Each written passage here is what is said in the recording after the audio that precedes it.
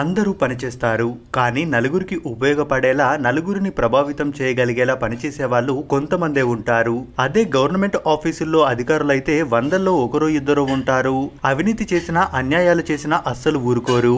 డ్యూటీనే వాళ్ళకి పరమావధి. తప్పు చేస్తే అవతల ఉన్నది ఎంత పెద్దవాళ్ళైనా చట్టం ముందు నిలబెట్టి శిక్ష వేయిస్తారు. అదేంటో గాని నిజాయితీగా డ్యూటీ చేసినా మెచ్చుకోవాల్సింది పోయి ప్రాధాన్యత లేని పోస్టులో పడేస్తుంటారు వాళ్ళని.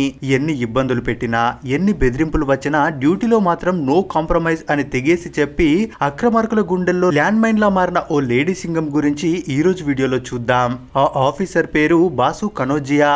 అది 2018 మధ్యప్రదేశ్ లోని ఉమారియా అటవీ ప్రాంతం. ఆకస్మిక తనిఖీలకు బయలుదేరారు బాసు కనోజియా. ఈ విషయం వెంట ఉన్న సిబ్బందికి తెలియదు. ఏదో రోజువారీ పెట్రోలింగ్ అనుకుని బయలుదేరారు. కానీ అడవి లోపలికి వేగంగా దూసుకెళ్లిన వాహనం నిర్మాణంలో ఉన్న భారీ భవంతి ముందు ఆగింది. అది సాదాసీదా వ్యక్తులది కాదు. దాని వెనుక రాజకీయ నాయకులు, ప్రభుత్వ అధికారులు ఉన్నారని తెలుసు.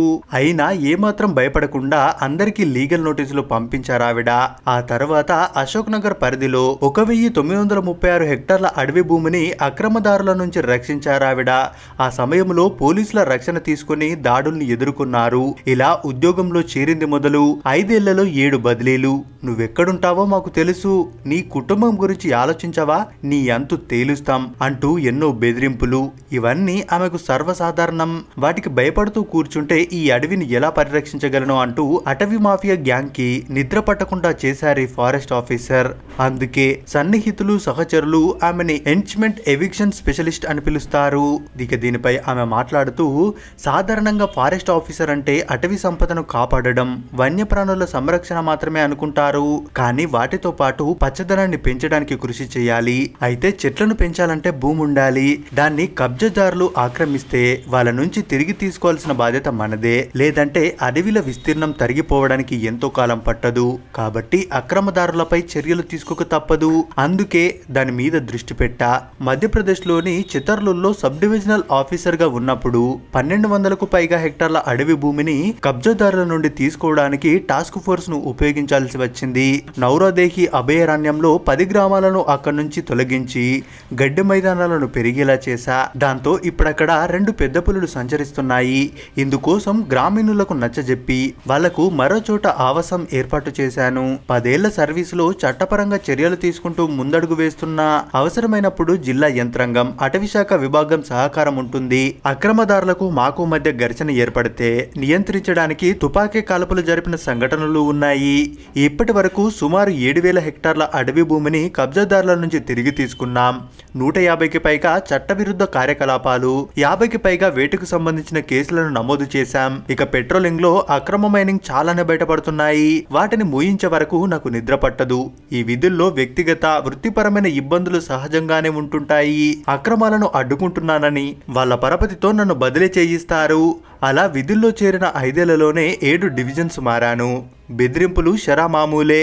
ఎలాంటి పరిస్థితినైనా ఎదుర్కొనే ధైర్యం నాకుంది. అయితే నా కారణంగా కుటుంబానికి హాని కలగకూడదు. అందుకే అలాంటి కఠిన సమయాల్లో వాళ్ళతో కమ్యూనికేషన్ నిలిపేస్తాను. శత్రువులకి వాళ్ళ ఆచూకీని తెలియకుండా జాగ్రత్త పడతాను.